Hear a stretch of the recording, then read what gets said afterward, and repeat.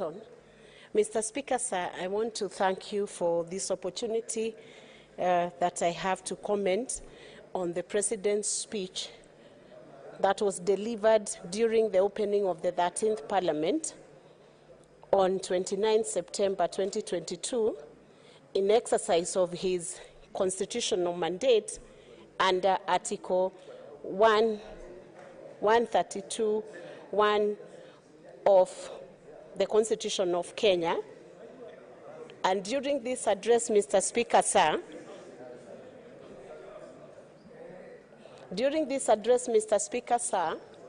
he noted that the institution of Parliament was affirmed through the election of many members of Parliament who were able to come back into the National Assembly.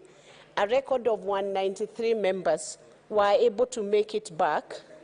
This was equally an endorsement by the Kenyan voters that any leader who was willing to perform to the expectation of Wananchi would find it easy to make their comeback to the National Assembly or to the Senate. Mr. Speaker, sir, commendably in that speech, the President noted that 6 more women had been re-elected back into Parliament, into the National Assembly, Mr. Speaker, sir, and this marked a growing manifestation of confidence among Kenyans in women leadership. Mr. Speaker, sir, the increasing number of women in governance structures and in leadership structures in Kenya means that Kenyans are willing to work towards and advance towards gender equity and gender parity in public and private institutions. And much consideration must be given by all institutions in the Republic of Kenya in the course of recruiting their leadership or their workforce to be more inclusive and to allow women to be part of the equation, because they make a very good business case anytime they are included, Mr. Speaker, sir. There is no way we can talk about sustainable development when over 50% of the population is being left behind. Women have proved that they are equally as good as the male colleagues.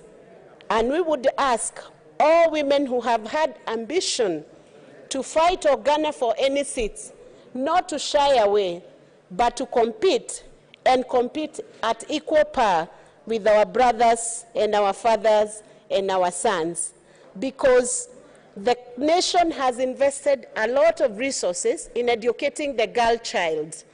And it then defeats logic that after we have invested the same amount of money in educating both the boy and the girl child, when it comes to access to opportunities, then we segregate and choose to see one gender as opposed to the other.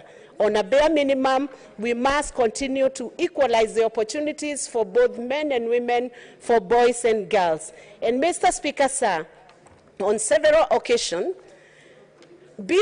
gender bills had been presented to the National Assembly, and on 6 occasions, those bills were defeated. I believe the 13th Parliament has a special opportunity, a great opportunity, to correct this anomaly and ensure that the next time the gender bills are presented, any legislation that is presented to support Article 27, Sub-Article 3, the Houses of Parliament must be able to support it and pass that gender bill so it becomes easier for women to contest in every position.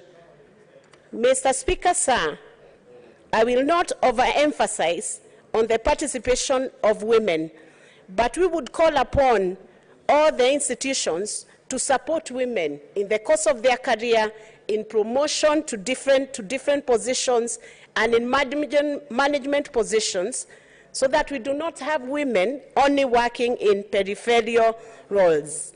Mr. Speaker, sir, the President's speech also resonated very well with the words of our national anthem. Peace and unity must continue to be the pillar of democracy. In spite of the divisions that we had during the just concluded electoral period, the President extended an olive branch to all persons and to all voters and to all Kenyans from different political divides to cross that rank and come and work together with him so that we can build a nation where we are no longer defined by our political affiliations, but we are defined by an understanding that all of us are Kenyans, all of us are equal, and all of us deserve to harness the resources that are in our beautiful nation. Peace is the cornerstone for a sustainable democracy, and peace will serve as the highest guarantee for the growth of our economy. The President hit a much-needed... Sorry, Senator Veronica. Senator, now, is it Mwinyi Haji or... Okay, proceed. Okay. Prosecute your point of order. Mr. Speaker, with a point, it's a point of order because my honorable senator is actually reading a speech, and under parliamentary standing orders, that is not allowed. Thank you. I think she's using a noting book, like referring, just referring It's a to the referral, notes. Mr. Speaker, sir. Actually, from even where she is, it's not possible to read one by one, but I think avoid looking down. Look at me at least. Look at me, Senator Veronica. Mr. Speaker, sir, I will try to balance that. Mr. Speaker, sir, I was saying that the President hit a conciliatory tone by inviting everybody from the other side of the political divide to join together and work together towards the growth of our nation. Mr. Speaker, sir, the speech also points towards issue-based politics. For the first time in the Republic of Kenya, Mr. Speaker, sir, we had an opportunity as Kenyans to judge the political parties based on ideologies and based on the issues that each political party was bringing to the fore. Mr. Speaker, sir, this has laid a foundation for our politics, Mr. Speaker, sir, to shift and migrate to a different level, where we can now have political parties coming up with an ideology which Kenyans understand, and an ideology, Mr. Speaker, sir, which would then make it easy for Kenyans to choose which side of the divide they would eventually want to support. Mr. Speaker, sir, I would applaud this as a growth towards democracy and a growth towards a maturity of democracy within our nation.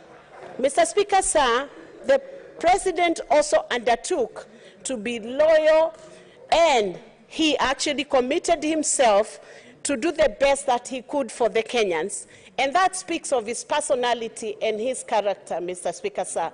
And Kenyans can have confidence that the President who now reigns in Kenya is amiable, a Christian, a father figure, who has a very forgiving personality, and nobody needs to be afraid in Kenya. There are many people who had initially used politics that would point towards them being afraid of what would happen if the President took over power. Mr. Speaker, sir, looking through that speech, you could tell that the kind of a personality that has taken over as the President of the Republic of Kenya is a man who fears God and a man who can be trusted. And if people were willing to work together with him, we would see a nation like no other in the continent of Africa. Amen. Kenya is our home and is the best place that anybody can be anywhere in the whole world. And we invite every Kenyan to start thinking positively, consider the bottom-up economic model, which is captured very well, I believe, in paragraph 19, 20, 21, Mr. Speaker, sir. A vision that shows where Kenya is moving towards, Mr. Speaker, sir. And I can only compare it to what China did when they utilized the cottage industries, Mr. Speaker, sir, to be able to build their economy. If you look at those paragraphs, Mr. Speaker, sir, you will see that Wanjiku has been reaffirmed, Mama Boga has been reaffirmed, the Kinyozi has been reaffirmed, the teacher has been reaffirmed, and we repeat and say that reaffirmation is not just a booklet, it's not just words that are being scripted into a speech. That affirmation is a program that is being carried out by the Kenya Kwanza government under the leadership of the President, Mr. Speaker, sir. And Mr. Speaker, sir, I would want to point out, I have seen the Kenyan farmer has been truly affirmed, especially through the fertilizer, the reduction of the price of fertilizer. And I will pick out also on the fishermen, Mr. Speaker, sir, who may fall within the wider context of the blue economy. The blue economy, Mr. Speaker, sir, the new emerging areas, Mr. Speaker, sir, where now young people can find jobs within an economy that has not been fully harnessed in Africa. But Kenya now has an opportunity as a coastal state to harness the wealth that is in the oceans, to reach out and find out whether there is any oil in the ocean and harness the potential that we have in the nation of Kenya. Mr. Speaker, sir, it is my belief that what is laid out in this speech would be an executive summary of the manifesto that will be implemented by the Kenya Kwanza government. And anybody reading through the lines can see the vision that we have for Kenya is a vision that will move our nation from where we are towards the most developed countries in the whole world. And Mr. Speaker, sir, on behalf of Kenya Kwanza and the UDA party, I would invite even our friends from minority side to join hands together with us. Continue being the opposition, yes. Speak out objectively and critique what you think is not correct. But by all means, come in and build together with Kenya Kwanza government, and this nation will remember you for what you will have done for the future of our generations and for the future of all of us. Thank you, Mr. Speaker, sir. Okay, thank you. Senator Veronica, okay.